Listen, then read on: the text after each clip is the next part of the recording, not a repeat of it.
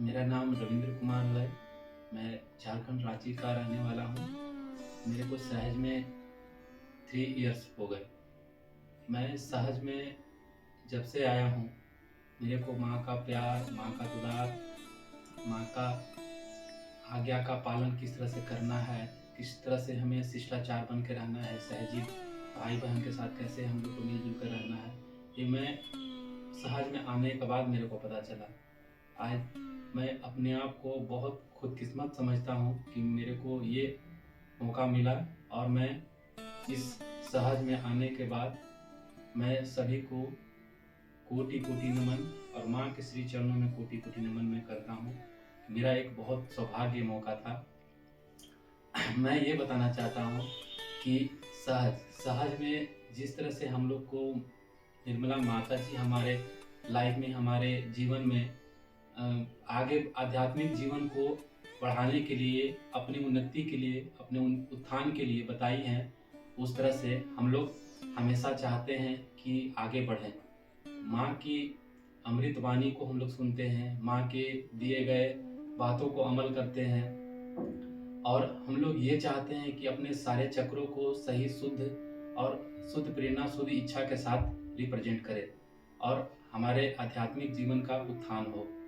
अतः हम लोग ये भी चाहते हैं कि हमारे शरीर में जितनी भी तकलीफ है, जितनी भी बाधा है, वो आध्यात्मिक या मेडिटेशन करने के बाद ये सारा हमारे कमी को पूरा करता है।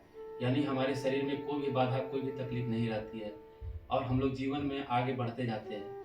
हम लोग सहज एक ऐसा प्रारूप है या एक ऐसा आध्यात्मिक चीज़ है कि दुनिया से बहुत अलग हटकर सत्य का मार्ग है। इससे बेटर कोई मार्ग ही नहीं है।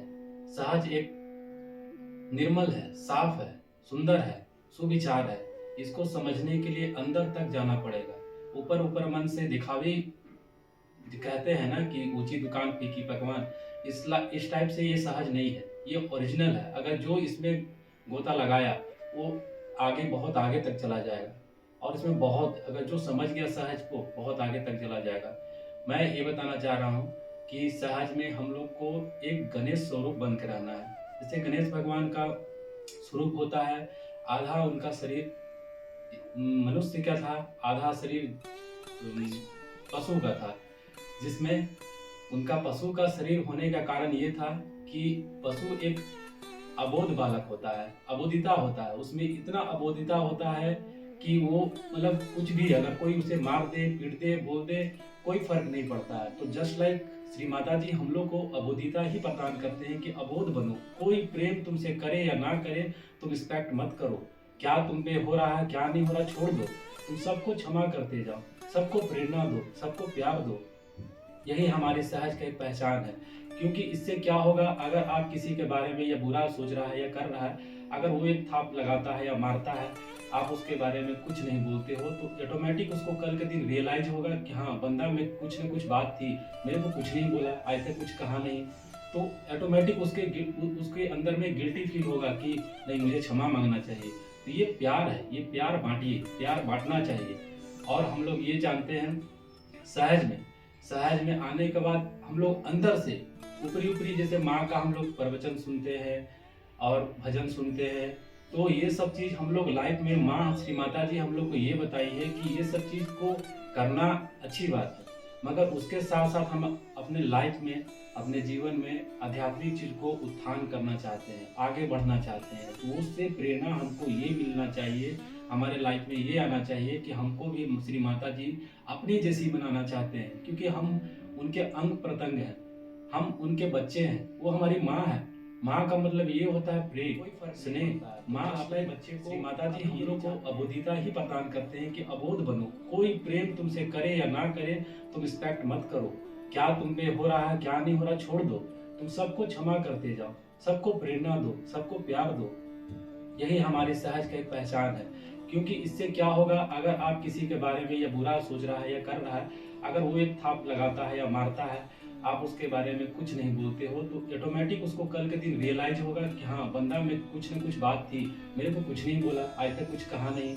तो ऑटोमेटिक उसके अंदर में गिल्टी फील होगा कि नहीं, मुझे क्षमा मांगना चाहिए। तो ये प्यार है, ये प्यार बांटिए, प्यार बांटना चाहिए। और हम लोग ये जानते हैं सहज में आने के बाद हम लोग अंदर से ऊपरी ऊपरी जैसे माँ का हम लोग प्रवचन सुनते हैं और भजन सुनते हैं, तो ये सब चीज हम लोग लाइफ में माँ श्री माता जी हम लोग को ये बताई है कि ये सब चीज को करना अच्छी बात है, मगर उसके साथ साथ हम अपने लाइफ में अपने जीवन में आध्यात्मिक चीज को उत्थान करना चाहते हैं, आगे बढ़ना चाहते हैं, तो उससे प्रेरणा हमको ये मिलना चाहिए, हमारे लाइफ में ये आना चाहिए कि हमको भी श्री माता जी अपनी जैसी बनाना चाहते हैं, क्योंकि हम उनके अंग प्रत्यंग हैं, हम उनके बच्चे हैं, वो हमारी माँ है। माँ का मतलब ये होता है प्रेम, स्नेह। माँ अपने बच्चे को कभी ये नहीं चाहती है कि मतलब दुख और तकलीफ दे। माँ का प्रेम ही अलग है, अथाह प्रेम है उनके अंदर, वो करुणामयी है, दया का सागर है।